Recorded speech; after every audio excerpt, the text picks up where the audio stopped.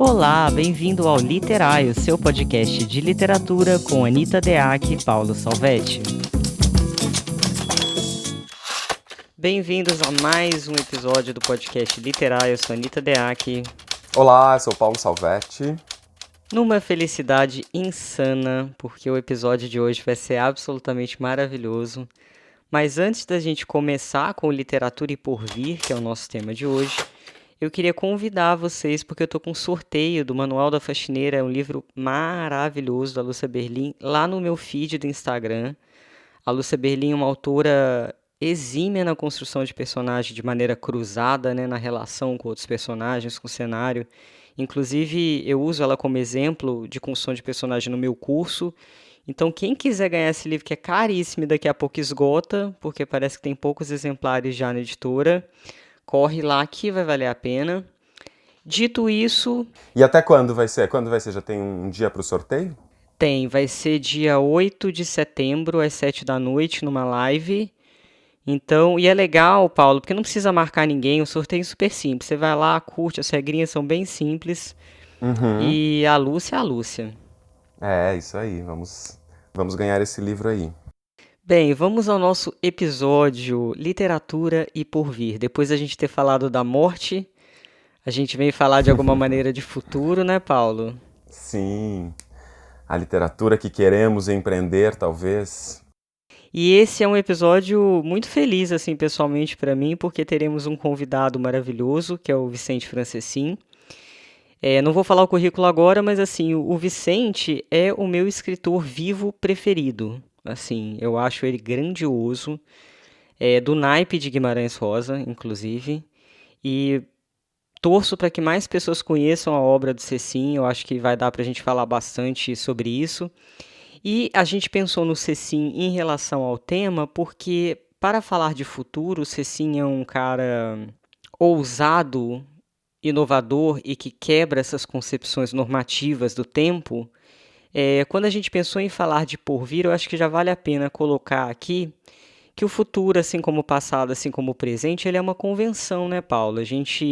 O tempo do relógio, o tempo da vida, ele é um tempo que foi construído socialmente, porque existe o tempo da natureza, existem outros tempos possíveis quando você se coloca na postura de ser um demiurgo, um criador, principalmente se tratando de literatura. Eu acho que você não precisa olhar para o tempo como a vida em sociedade te obriga a olhar para o tempo.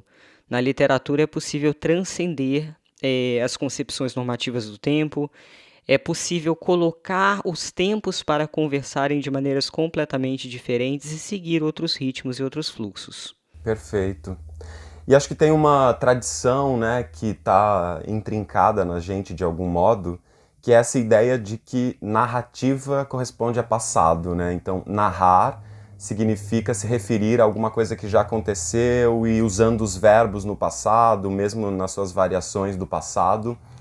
E acho que um pouco da ideia desse episódio também pode ser a gente problematizar isso, não, claro, dizendo que não tem que ser assim, não tem que ser o narrado não é o passado, não é o que veio, mas também considerar, né, que a narrativa pode ser o porvir, né, seja em relação ao uso dos verbos, mas também seja em relação à exploração das situações e à quebra desses paradigmas que você está dizendo aí, né, a quebra dessa estrutura sempre organizada, né, de passado, presente, futuro, que, enfim, permeia nosso modo de organizar a vida, as ações, o nosso modo de entender as expectativas, de refletir, né, sobre o que se passou, o que pode vir, mas como é que na literatura a gente pode criar um mix disso, fazer uma fusão, fazer inovações, né, de perspectivas. Inclusive você falou uma coisa interessante, falando de memória, né? Se a gente for parar para pensar, não existe memória que não seja contaminada pelo narrar do presente. Porque mesmo que se você está, né, narrando um fato passado, o seu presente está contaminando não apenas as lembranças que você tem. Então, na verdade, quando a gente fala de construção de personagem, construção de narrativa, naturalmente, ainda que você não tenha isso muito claro, os tempos estão se cruzando. Porque a gente é o nosso passado, mas a gente também é o nosso presente, a gente também é essa abstração que é o futuro, que seria uma série de expectativas que temos em relação ao tempo adiante, né? E tudo isso vai se cruzando. Claro, e essas expectativas aí de futuro, né? Quer dizer, o que a gente espera, o que está ali mais ou menos idealizado nesse nosso porvir, ele também influencia o que a gente vai pensar na memória, né? O que a gente seleciona daquela memória, como é que a gente entende. Então, na verdade, esses jogos, né, de passado e futuro, eles compõem as forças do presente, né? O presente é um pouco esse esticar para trás e para frente, e às vezes a gente não considera isso, né, de um jeito produtivo na literatura, né? Porque a gente pode se aproveitar disso de maneiras muito variadas e divertidas. Vamos aproveitar, já que começamos a falar do tempo, e já chamar o nosso convidado especialíssimo, que é o Vicente Francescin? Vamos, claro. Bem, Vicente Francescin, ou Cecim da Amazônia, nasceu e vive em Belém. Foi premiado e reconhecido por críticos brasileiros e portugueses, comparado pela crítica Guimarães Rosa e Novales. O Cecim ganhou prêmios de revelação de autor, Grande Prêmio da Crítica de São Paulo, Prêmio APCA, foi menção especial no Prêmio Internacional Plural México, já foi considerado o segundo melhor lançamento do ano em Portugal, é traduzido na França, participa de antologias na Espanha, Uruguai, Argentina, México, e ele tem 40 anos de carreira. Ele vai comentar melhor no depoimento dele, que está lançando uma espécie de obra completa, quase completa ali, mas é praticamente completa mesmo. Um livro gigantesco e, assim, que, sério, vale cada página. Com 17 livros visíveis / invisíveis do Cecim, 40 anos de carreira. Então vamos ao depoimento do Vicente. Vamos lá, com muito orgulho e honra.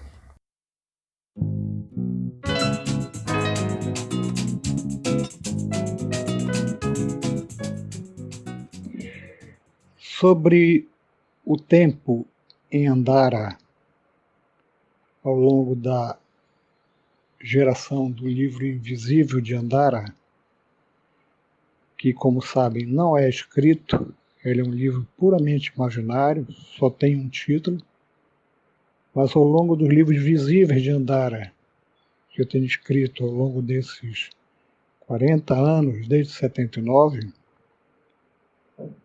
o que eu teria a dizer é algumas coisas básicas. Primeiro é preciso entender que Andara é uma transfiguração da Amazônia em uma região onírica, metáfora da vida inteira. Com isso eu busco superar esse aparente impasse entre o imanente, que seria a floresta amazônica, e a literatura realista da região, e o transcendente, que é o fato da floresta amazônica estar situada no universo, no sagrado, no mistério profundo, que eu entendo que está por trás do sagrado, que é que sustenta o próprio sagrado. Então, para superar esse dualismo de natureza e transcendência,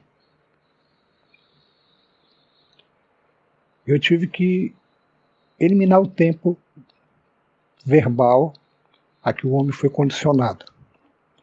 Esse tempo, que é o passado, o presente e o futuro, eu transformei em Andara no que eu chamei de tempo da hipótese. O que é um tempo da hipótese? É um tempo que eu me permito todo tipo de invenção fora do tempo. Então, de uma certa forma, no tempo da hipótese, que não é mais o presente, nem o passado, nem o futuro, é o tempo do como se houvesse, seria, teria sido, haveria de ser, entendeu? Eu chamo de tempo da hipótese. Andara é escrita e concebida e sonhada no tempo da hipótese. Então a Amazônia é transfigurada, não só na sua paisagem,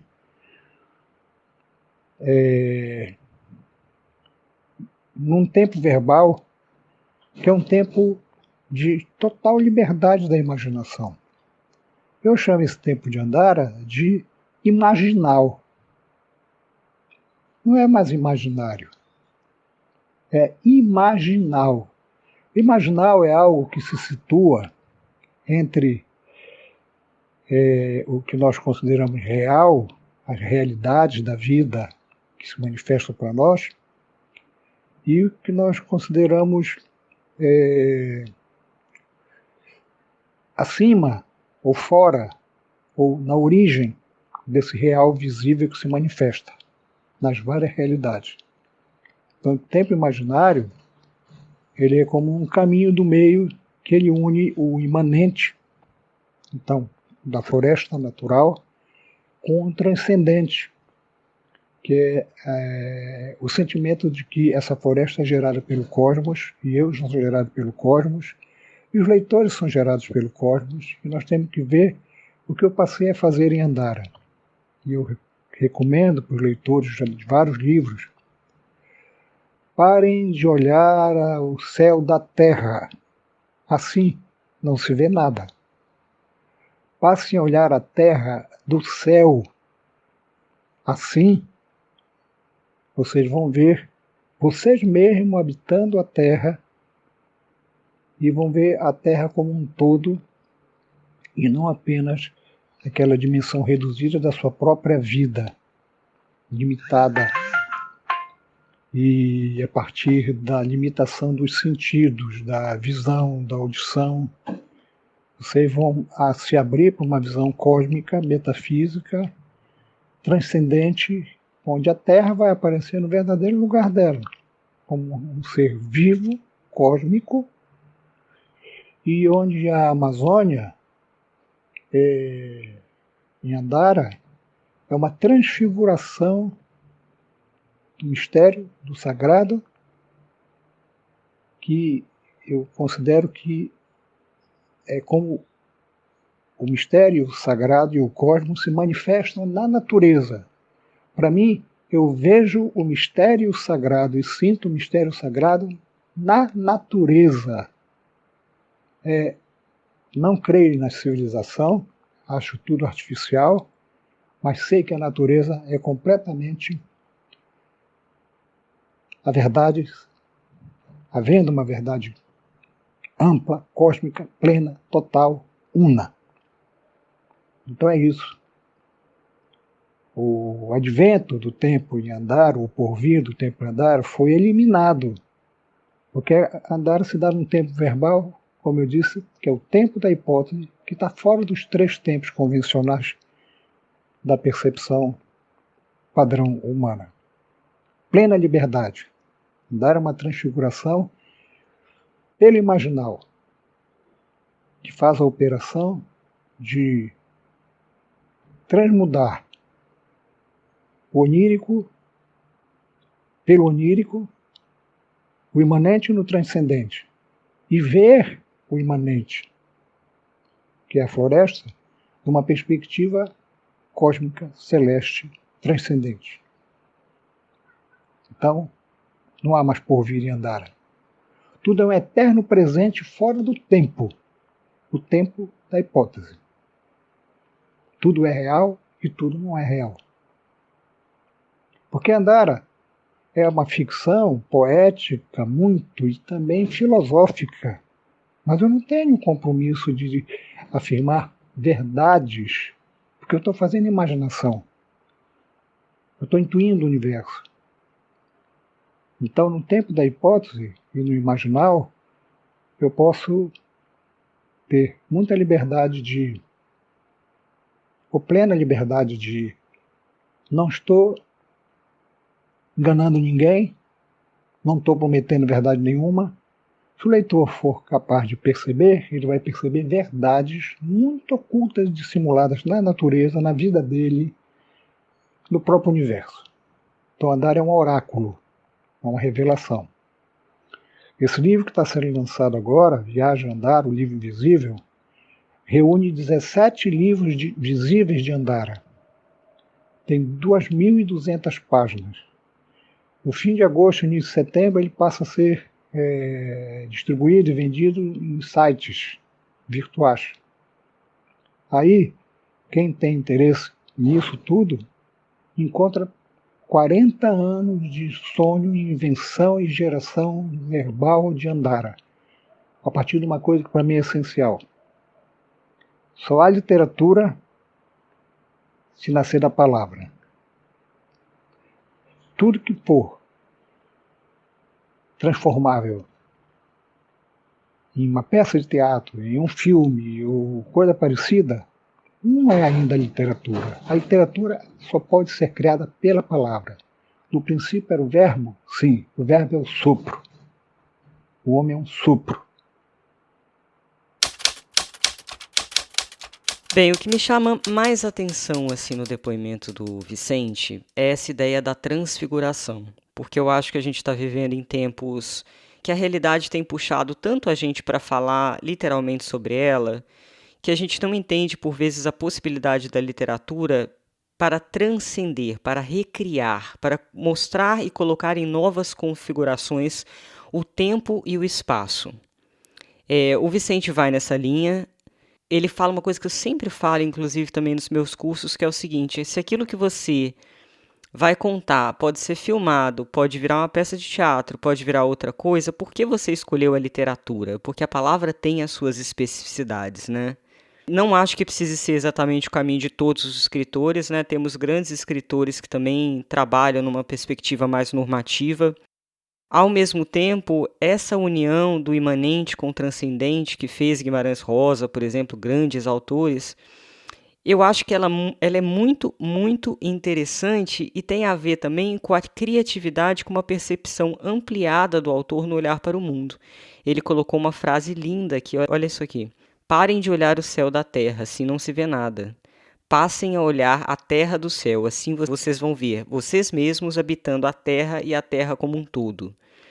Então, é uma mudança de perspectiva e eu acho interessante porque o Cecim aplica isso na obra dele, não só em relação à construção de cena e à construção de personagem, que é bastante fluida e lembra também um pouco a Maria Gabriela Leonsol nesse sentido, da pessoa que trabalha na brecha, do autor que trabalha na brecha, que constrói narradores na brecha, personagens na brecha, mas ele faz essa brecha acontecer também na linguagem.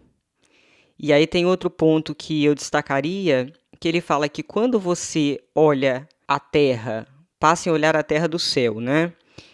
Quando você olha o céu da Terra apenas, ou seja, na perspectiva normativa, é comum que você vá ter apenas uma versão reduzida da sua própria vida, ou seja, você vai enxergar apenas aquele foco reduzido no qual você já está acostumado a trabalhar, o qual você já vê, o qual você já usa esse foco reduzido na sua vida em sociedade. E na literatura você abre espaço para sair de tudo isso. Essa imagem aí que ele cria é uma imagem já altamente reveladora, né, do que ele pensa e de como ele pensa, porque faz muito sentido, né, a gente pensar que muitas vezes nas nossas escritas mesmo, a gente está ali um pouco com o nosso olhar mediado por nós mesmos, né? E pela perspectiva que a gente está ocupando. Então, por mais que a gente tente, às vezes, enriquecer e fazer pesquisas e tal, muitas vezes a gente esquece de também questionar a nossa perspectiva, o lugar, as escolhas que a gente está fazendo. Então, a nossa visão da Terra ou das coisas da Terra, elas partem de onde estão os nossos olhos. E quando tem essa guinada de perspectiva e você passa a olhar o céu, não o céu, né, a partir da Terra, mas a Terra a partir do céu, você passa a ocupar um lugar que já não é um lugar possível nessa lógica que a gente vive, possível e comum, né? Quer dizer, a gente não vai lá para o céu para observar as coisas, né? Isso já é uma perspectiva imaginativa.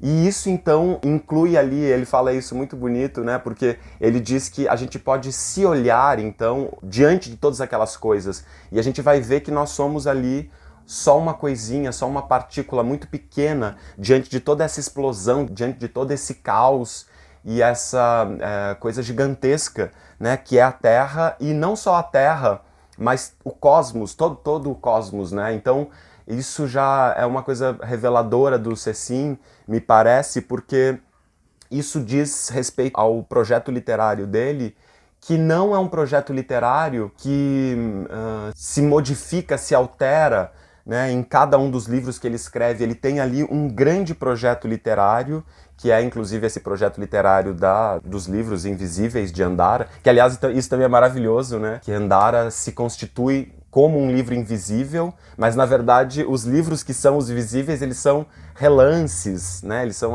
lampejos, né, da possibilidade de Andara, mas Andara é uma coisa muito maior, né? E o projeto literário dele, então, não à toa tem toda essa singularidade, mas é porque é fruto de um projeto de imaginação criativa que já nos seus pressupostos, ele coloca em xeque todo o modo de fazer literatura, o modo de olhar para a arte e o modo de olhar para o homem, para a natureza, para a terra, quase uma ação xamânica, assim, em relação a essa perspectiva de estar do escritor, né? Eu achei isso muito inspirador. Tem vários pontos interessantes, né? Não é algo compartimentalizado, tem uma ideia muito forte de continuidade, né? Tanto que são vários livros dentro do universo de Andara. Ele enxerga tudo aquilo que ele constrói como parte integrante de um todo. E aí ele ainda por cima me coloca filosofia, poesia, é prosa, é verso. Então a escrita dele é inclassificável nesse sentido. Quando a gente fez o episódio sobre o hibridismo, né, na literatura, o Cecim faz isso com singularidade e consegue formar uma coisa muito própria a partir de referências diferentes do narrar que ele tem. E eu gosto muito quando ele fala do tempo imaginal, né, que é justamente o que a gente está falando aqui, essa abolição de fronteira entre passado, presente e futuro para criar um tempo que seja um tempo da criatividade. E você sabe, Paulo, eu estava pensando ontem, eu fui ver um documentário, eu estava aqui assistindo televisão, e aí eu vi um documentário sobre o mestre Pastinha, que é um grande nome da capoeira de Angola na Bahia, que já faleceu, e às vezes eu tenho a impressão que o Cecim, ele colhe todas essas percepções do mundo e vai levar isso para a literatura. E eu acho tão importante você ficar de olho nisso no seu processo criativo, porque o mestre Pastinha, ó, parece que não tem nada a ver, né? Tô falando de capoeira. Ele é um cara que entendia a capoeira como luta e dança ao mesmo tempo, e na capoeira Angola, assim como na capoeira tradicional, olha que interessante, você está em jogo com o outro. Portanto, o outro vai te apresentar um movimento que não necessariamente você vai prever e a partir daí você vai ter que fluir junto. Ou seja, tem um casamento de movimento contínuo ali. E eu não sei se eu já estava na cabeça que a gente ia gravar esse episódio hoje. Naturalmente, eu fiz essa ponte com o Cecim. E aí eu diria que a inspiração para o processo criativo ela está em todo lugar. Você pode, por exemplo, assistir um documentário sobre o mestre Pastinha, seu livro pode não ter nada a ver com capoeira, você não vai falar de capoeira, e você pode pescar ali um conceito interessante, que é esse conceito da continuidade, né, da fluidez, com o qual, inclusive, o Vicente Franceschin trabalha. Então, eu acho que tem uma coisa que eu acho muito poderosa na obra do Vicente, porque além de tecnicamente muito preciso, é isso que me impressiona. Existe um grau de inspiração muito grande, porque flui por lugares e tempos não normativos, né? Ele falou pra gente do tempo da hipótese. Inclusive eu uso, se eu não me engano, é de Ásia Serpente, o início de um texto dele, eu faço uma análise no meu curso de escrita, em que eu coloco houvesse, ele começa houvesse. Então ele realmente trabalha, o leitor ele fica num lugar que não sabe exatamente o seria. Então você não sabe se o negócio aconteceu ou não aconteceu com o personagem dele. Em vários momentos ele vai mantendo a narrativa nesse lugar. Isso é muito interessante. É muito interessante porque também tem essa perspectiva do onírico, né? E o espaço do onírico, né, o sonho, ele é exatamente esse lugar, né? Tanto é que a gente acorda, às vezes, lembrando de um sonho, e aí tem essa coisa parece que a gente viveu aquilo, né? Tem essa sensação, às vezes tem... Sei lá, eu já acordei várias vezes chorando, e daí tem aquela coisa assim, meu Deus, aconteceu uma coisa terrível. E aí tem esse tempinho de, assim, a cabeça falando assim, não, Paulo, isso aí não aconteceu, não, foi um sonho. Ele falou, não, mas aconteceu, eu tô sentindo, tá aqui no meu corpo. E isso é esse tempo, né, esse estado da hipótese, porque é um lugar do impalpável, mas ao mesmo tempo não é só o palpável, né? Não é só o que acontece, não é só o concreto, o fato que afeta, que faz parte, né, dos nossos fluxos de sensações, de sentimentos e de experiências. Então é muito legal quando eu fico imaginando essa ideia, né, de uma literatura que quebra um pouco essas barreiras. E assim, a gente não está falando de surrealismo, a gente não está dando um nome, né, exatamente para essa experiência, mas é uma questão de considerar o sonho como também uma parte incluída. Não é, às vezes a gente pensa muito no sonho como sei lá, quase um paralelo, é quase se fosse um espaço da série que você vê lá na Netflix, é o que eu sonhei ontem. Mas não, né? O sonho é uma experiência humana, ele também está envolvido, ele também é a vida. E quando a gente pensa, então, em uma literatura que vai se organizar, né, como a do Cecim, nessa ideia de um tempo imaginal, né, que é esse tempo que considera, e é legal que ele fala que não é imaginário, né, é imaginal, porque tem essa relação entre o real, né, e aquilo que está para além do real, para fora, para cima, sei lá, do real. Então é uma literatura que considera experiências que, às vezes, foram subtraídas de nós pelo modo de vida que a gente tem. Quer dizer, o fato de nós estarmos organizados numa sociedade capitalista, neoliberal, também nos tirou uma série de valores que fizeram parte da nossa comunidade, da nossa sociedade em outros tempos, ou fazem parte de outras formas de vida, e às vezes a gente não para considerar que certas potências que foram nos ensinadas culturalmente que não nos pertencem sim.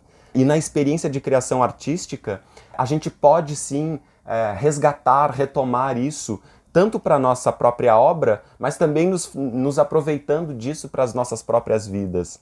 Porque eu fico pensando, o Vicente Franceschin é uma pessoa também especial, ele não só produz uma literatura especial, ele é uma pessoa especial, e essas coisas são retroalimentadoras, né? Tanto a literatura dele é especial porque ele é especial, quanto ele é especial porque ele produz esse tipo de literatura.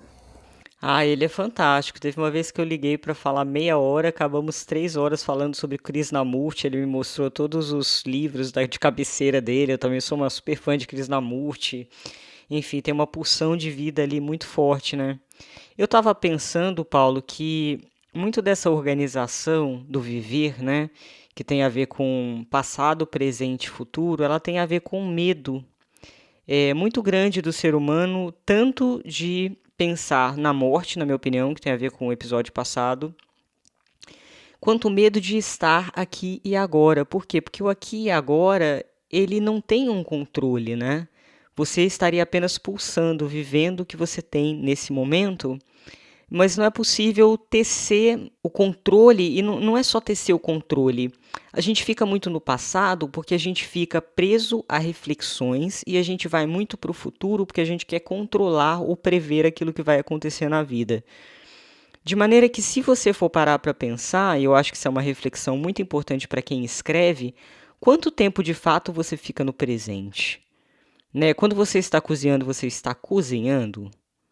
Quando você está tomando banho, você está tomando banho? Ou você está pensando no que aconteceu, ou você está pensando naquilo que vai acontecer? E eu acho que existe uma força pulsional muito interessante quando você fica no presente e começa a sentir aquilo que te cerca. Eu não estou falando só de misticismo. Você não precisa acreditar em misticismo, não é esse tipo de coisa, apesar de que eu tenho uma relação bem forte com misticismo, etc. Mas habitar as coisas, como Juliano Garcia Peçanha falou tão lindamente em outro episódio, é estar no presente das coisas. Eu lembrei agora que, acho que eu vi isso num vídeo da Liliane Prata, ela falando sobre a experiência dela com os podcasts. Porque também tem isso, né? Claro, o podcast também é feito para isso. Eu mesmo uso o podcast, às vezes, para fazer outra coisa, né? Às vezes você tá fazendo uma coisa mais mecânica ali, tipo limpar a casa, que não necessariamente você precisa refletir sobre, né, o pó atrás da estante e as suas problemáticas.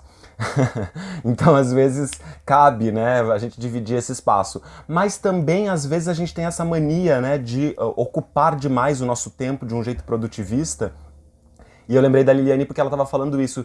Muitas vezes, quando ela para escutar um podcast, ela para escutar um podcast. Né? Não é lavar a louça e escutar o podcast, é parar para escutar o podcast. E isso é um pouco vivenciar o presente, né? Porque é isso, às vezes você está ali lavando a louça e tem coisas possíveis no lavar a louça, né? Que é observar aquilo, que é um jeito contemplativo e quase meditativo de habitar o presente. Né? E isso é tão importante quanto, às vezes, estar ali lendo uma literatura profunda, porque essa conexão com o presente, ela é uma coisa que muitas vezes nos é sequestrada.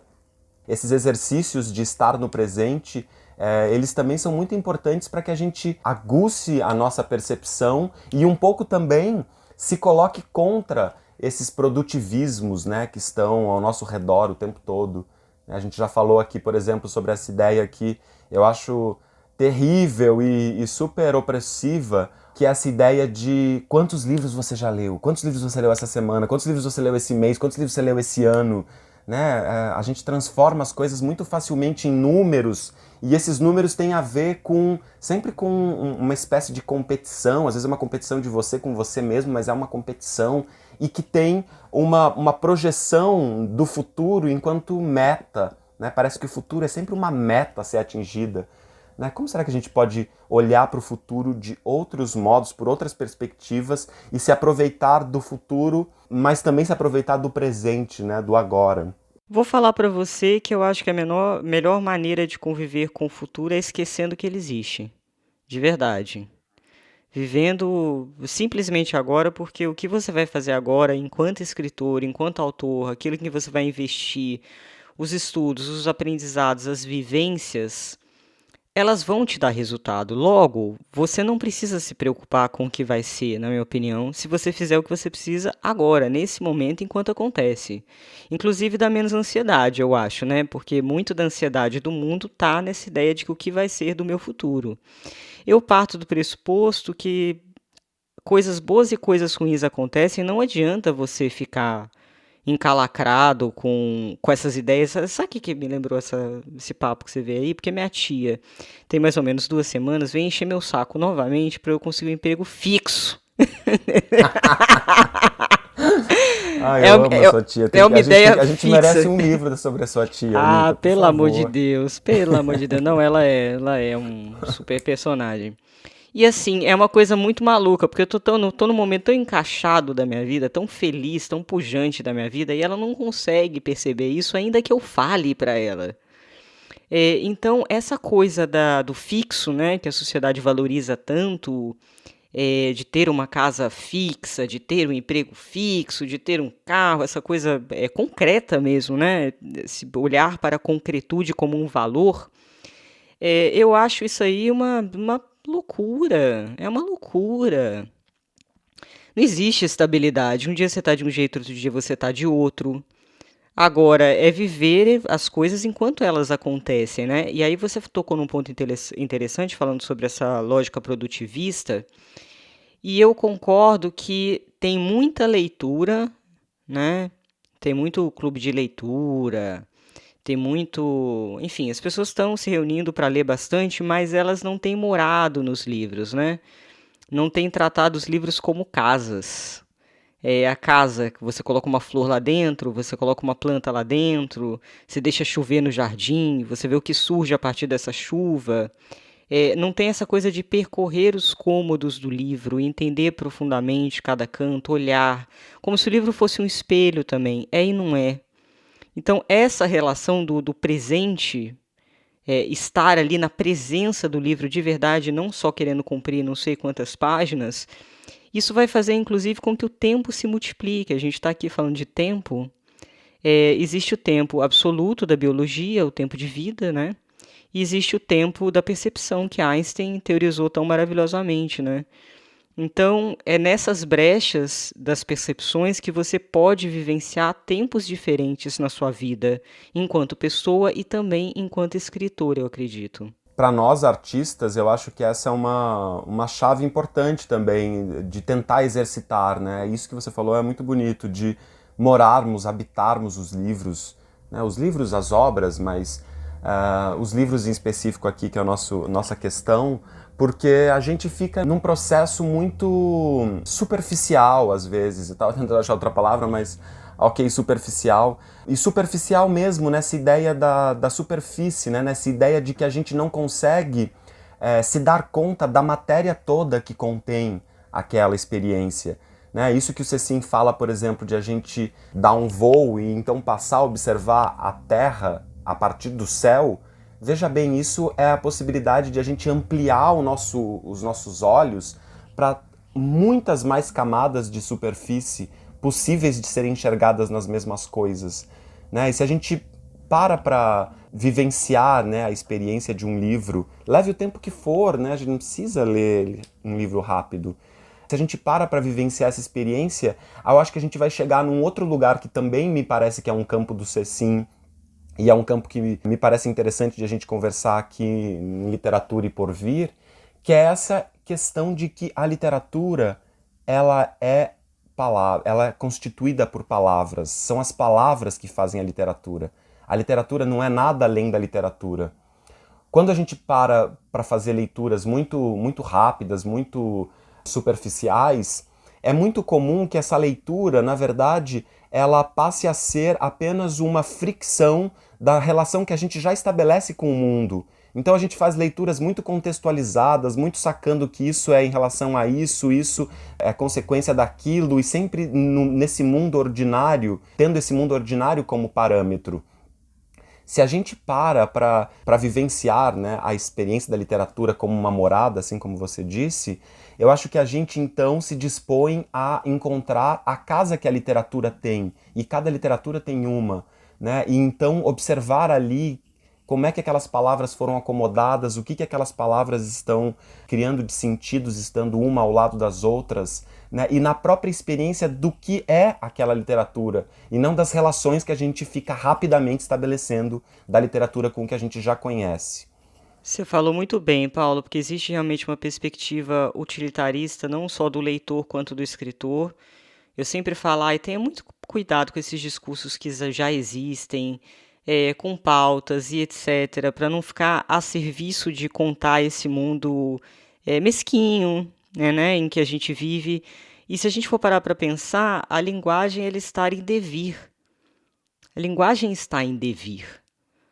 Portanto, exige uma coragem muito grande que o Guimarães Rosa teve, que o Cecim tem, que é colocar essa linguagem em constante devir. É uma linguagem que se cria, é uma linguagem que se basta, inclusive. Ela não está a serviço de ficar perseguindo o discurso ou ficar perseguindo alguma coisa, você entende? Ela em si tem uma força muito grande. Eu fico pensando assim, quais seriam, né? Porque tecnicamente, lógico, tem como você estudar tecnicamente para chegar nesse grau de refinamento na literatura? Claro que você tem. Mas também tem um lado de você poder se tornar um escritor assim, que realmente é um lado de querer, de ter uma curiosidade muito grande em relação às perspectivas possíveis. E aí não tem a ver só com técnica. Tem a ver com postura diante do mundo. Tem a ver com aquilo que você encontra pelo caminho e de que maneira você consegue olhar para as coisas de maneira desautomatizada. Que é aprender tanto quanto aprender técnicas, né? Eu acho que também isso é uma dimensão importante da nossa reflexão, que é a gente pensar que o que a gente aprende para ser escritor não tá só ali na técnica, não tá só na experiência de leitura, mas também tá nessas experiências de se colocar para refletir como é que eu vejo o mundo, como é que eu atuo no mundo, como é que estão as minhas percepções, né, em relação às coisas que eu vivencio e que eu observo, porque isso também é um jeito de aprender e de observar o aprendizado, né, a aprendizagem da literatura. Eu separei um trechinho aqui que totalmente tem a ver com o que você falou, vou colocar agora pra gente seguir nele, que você deu a deixa perfeita. Eu tava lendo um livro do Maurice Blanchot, que chama-se, inclusive, O Livro por Vir. E aí tem um trechinho que ele chama de A Obra e o Segredo do Devir. E ele diz assim, ó: a presença da poesia está por vir. Ela vem para além do futuro e não cessa de vir quando está ali. Uma outra dimensão temporal, diferente daquela de que o tempo do mundo nos fez mestres, está em jogo em suas palavras, quando estas põem a descoberto, pela escansão rítmica do ser, o espaço do seu desdobramento. Nada de certo aí se anuncia. Aquele que se apega à certeza, ou mesmo às formas inferiores da probabilidade, não está caminhando em direção ao horizonte, assim como não é o companheiro de viagem do pensamento cantante. A obra é a espera da obra. Olha que incrível. Esse livro é maravilhoso, inclusive, do Blanchot. Tem tudo a ver com esse nosso tema de hoje. E, inclusive, eu acho que se o Blanchot conhecesse o Cécine, ele estaria falando do Cécine aqui, porque ele faz análises de diversos autores nesse livro, né? De Proust, de Beckett, Artaud, e ele fala muito nessa perspectiva do que o Cécine está pensando e também nessa ideia de que a literatura ela é um espaço de potência em si, né? Que a literatura não tem que necessariamente representar, não tem que necessariamente não, nem deve, né, na opinião dele, representar e nem estar a serviço de alguma coisa, né? A obra é sempre uma potência que está por acontecer, né? Por isso a obra é a espera da obra. E aqui a gente entra com um conceito muito interessante que você assim fala, né, do depoimento dele, que é o sagrado. O sagrado não no sentido da religião, né, da instituição, enfim, não é isso. Mas é que se perdeu um pouco na sociedade de hoje o contato com o sagrado, aquilo que é sagrado, a sacralização, a relação sagrada com outra, a relação sagrada com o tempo, a relação sagrada com o espaço e a relação sagrada consigo mesmo. Por quê? Porque a gente fica no terreno do ordinário. Então, o resgate do sagrado seria essencial, na minha opinião, para uma potência demiúrgica do escritor. Não é exatamente fácil, porque o mundo vai sempre tentar coagir a gente a ficar na baia, né? A seguir o caminhozinho de boi. Mas eu acho essencial. E eu separei também, Paulo, um trechinho aqui do Cécine. Hoje a gente vai ter esse trecho e teremos também... Daqui a pouco eu vou emendar uma coisa na outra. Muita calma nessa hora e depois a gente comenta os dois, tá? Tá. Deixa eu ler aqui. Isso aqui é um fragmento de A Asa e a Serpente, do Vicente Francessin. E agora, se vocês já estão prontos para as febres do sangue sem esperança de um prisioneiro da cabeça escura e das idades do homem, já? Mais tarde teremos um dia na vida do homem sem memória. E depois, arte mecânica e revolta. Isso anuncia 2 finais, falsos, para escolher. Agora passo a narrar sem fôlego, às vezes alegre, às vezes triste, todo o conteúdo de um dos meus sonos, um dos mais reais. Tudo se dá aqui, entre luzes e sombras, e não lá, onde respira o vapor dos venenos cotidianos o leitor, impossível de tocar de outro modo a traição, com estas mãos. As mesmas que revelarão uma última porção de terra fértil na palma, depois que o último homem houver passado distraído, olhando os pés que vão, porque querem ir como os olhos vão, porque querem ir nesse texto que fala de uma tarde dada ao acaso. Que lindo. Maravilhoso, né? Maravilhoso. Eu acho que vale a pena a gente emendar já no trecho do Marcelo Ariel. Vamos. Marcelo Ariel é um grande poeta que inclusive participou do episódio nosso sobre livros fáceis versus livros difíceis. Marcelo também tem uma obra maravilhosa. Tem uma compilação, ou O Silêncio Contínuo, de muitos poemas dele, também indico bastante. E aí vamos a Marcelo Ariel, que também é um grande fã do Cécine, lendo Cécine.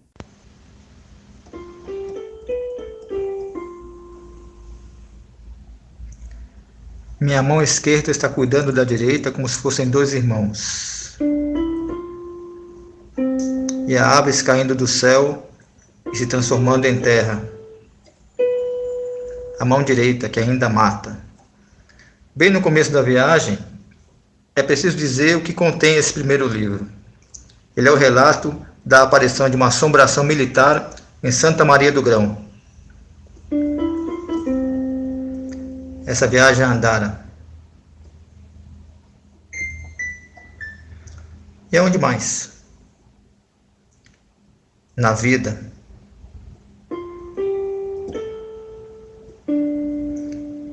Andara é perto e longe. Andara está dentro de ti, e fora, e dentro de mim, diz a voz. Ah, que linda a sua leitura e que linda a leitura do Marcelo também. Inclusive musicada, né? Que poesia bonita que merecemos todos aqui. Eu acho muito interessante essa ideia de que a escrita, né, do Cecim, a organização, o modo que ele promove a sua sintaxe, a organização das palavras e das ideias, elas têm muito a ver com uma coisa que a gente estava comentando agora não lembro bem se é no episódio anterior ou no passado ainda, que é sobre esse espaço do entre. E esse espaço do entre é um espaço, pensando agora em tudo que a gente está falando, é um espaço de fato que está entre o passado, entre o futuro, mas também está entre o presente, né? Porque é esse presente do imaginário, do imaginal. E então me parece que esse convite aí para a entrada, né, que o Marcelo Ariel trouxe para a entrada nessa viagem, né, para Andara, ele tem essa porosidade de, ao mesmo tempo, ir nos apresentando, nos convidando, nos colocando dentro e estabelecendo uma nova lógica, né, de estar diante de um lugar, de um espaço, que é esse espaço totalmente novo que a obra do Cecim apresenta. É muito doido isso, né? Essa coisa de pensar o tempo, pensar as pulsações do tempo. A gente tem isso muito forte na poesia e o quanto o prosador ele pode aprender com o poeta de como colocar esse tempo na palavra, como fazer esse tempo pulsar na palavra. E aí eu fiz até um vídeo desmistificando um pouco o que é prosa poética no meu canal no YouTube para quem quiser conferir, porque às vezes se tem essa impressão de que a prosa poética é quase que uma coisa que vai enternecer seu coração. Sabe aquela frasezinha que de repente você, e aí você vai e sublinha? E a prosa poética, ela Você tem a vai ver. É sublinhar, tão ótimo, né? horrível, horrível. Chamam qualquer coisa de prosa poética, é um inferno. Eu acho que prosa poética, prosa poética é Guimarães, prosa poética Cecim, por quê? Porque existem ritmos ali. Existe uma pulsação, a pulsação em si é importante do próprio texto, da própria linguagem. E para mim fica muito difícil imaginar prosa poética, chamar alguma coisa de prosa poética que não seja isso. O resto, para ser sério, o nível mais superficial é você jogar uma metáforazinha lá e achar que você já está fazendo prosa poética porque você aprendeu a fazer metáfora, entendeu? Essa questão aí da prosa poética, desde que nós falamos a primeira vez nisso, eu sempre fico observando isso nas coisas que eu leio e também observando nas coisas que eu escrevo. Porque às vezes se confunde muito com um adorno, né? Parece colocar uma coisinha, falar uma gracinha, e se esquece de que, na verdade, na minha concepção, tem muito mais a ver com o poder da imagem, né? E aí a imagem, tanto essa imagem visual como essa imagem sonora que você está colocando, e esse poder que a imagem tem de transpor para algum lugar, para alguma coisa, para alguma sensação. Para mim, a prosa poética tem muito mais a ver com isso, esse poder imagético aí de transpor, tirar, né, do ordinário, tirar do comum, do prosaico, que é uma coisa muito evidente, né, nessa prosa do Cecim, e acho que um dos motivos é exatamente essa temporalidade aí em suspensão, né, e essa potência mesmo que a poesia muitas vezes tem de agir, né, de modo que cada palavra seja um pensamento e seja uma força que está ali operando nesse grupo aí entre as coisas imanentes e transcendentes. Sim. Paulo, já que estamos quase no final, eu queria aproveitar e ler um trecho de No Fundo do Oceano, os Animais Invisíveis, que eu tô muito entre lançar esse ano e o ano que vem, e pode ser que eu lance ainda esse ano, porque tá me dando uma conjuração do universo, agora que eu descobri meu orixá, entendeu? Sim, que bom. Então eu tô pensando, eu vou ler um trechinho aqui porque fala disso. Vocês não vão entender Legal. completamente, porque logicamente que isso é um trecho do livro, tem outras coisas, mas o importante é o fluxo do tempo na palavra e tá valendo. Eu não sei, inclusive, se eu já li, mas se eu já li, eu vou ler de novo. Não tem problema. Quando Justina fez 7 anos de idade, ouviu do sábio da pedra que fosse ao rio e procurasse nos arredores uma samaúma enfeitada no tronco por uma orquídea azul. A menina foi no mesmo dia em que Pedro Naves esteve lá com Ernesto, e enquanto ela passava a ponta dos dedos na pele da flor, Pedro não pôde vê-la, ocupado em pensar como o irmão se parecia com ele.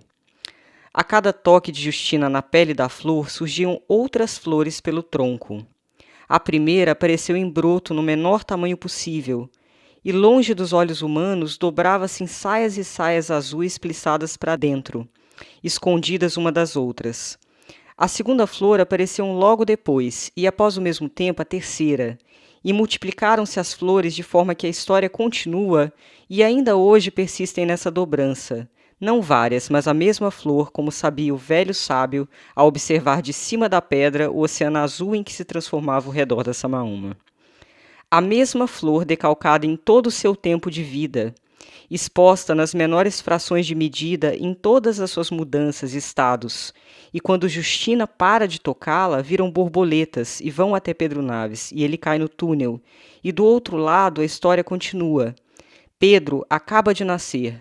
Seu pai, sua mãe, suas irmãs, seu avô, todos que passam por sua vida nascem ao mesmo tempo e depois ressurgem além do que eram antes. A floresta está repleta de recém-nascidos e mortos. Os soldados marcham seus primeiros choros e suas primeiras masturbações. Uau! As viagens. Não, mas esse trecho é maravilhoso e tem tudo a ver mesmo, né? Essa questão das continuidades dos tempos e do que começa a acontecer e não para nunca de acontecer, e de repente esses tempos dos nascimentos que estão todos alinhados.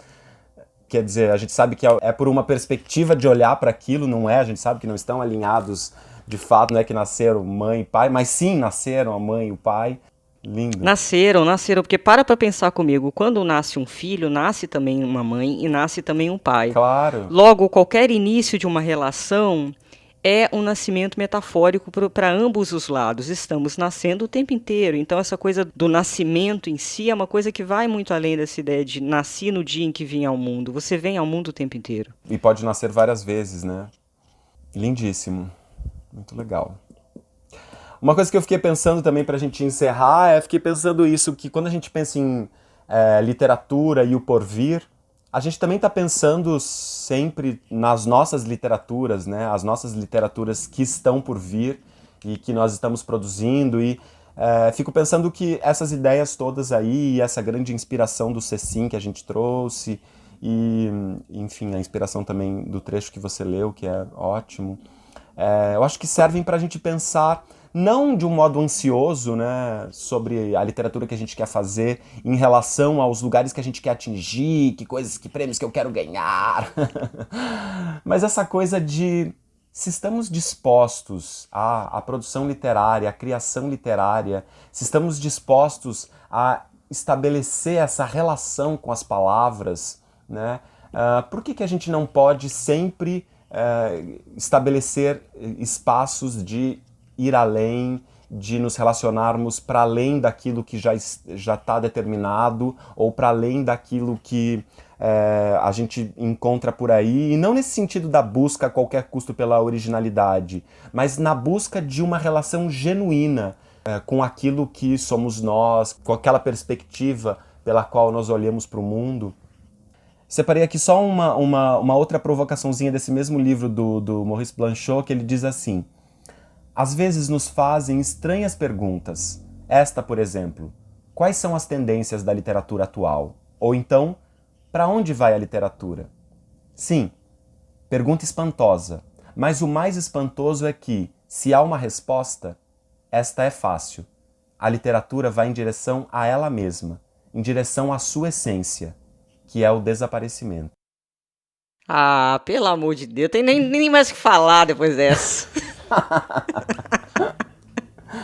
Maravilhoso esse livro. Que lindo. Mas, Paulo, você falou uma coisa super importante, que assim, essa coisa de você fazer coisas para ganhar, na perspectiva utilitarista e tal. Cara, tem texto que é tecnicamente muito bom e não tem alma nenhuma, né? Pois é. É preciso realmente mergulhar nas coisas. Quando você une uma coisa à outra, aí a gente tem o Guimarães Rosa, a gente tem o Cecim.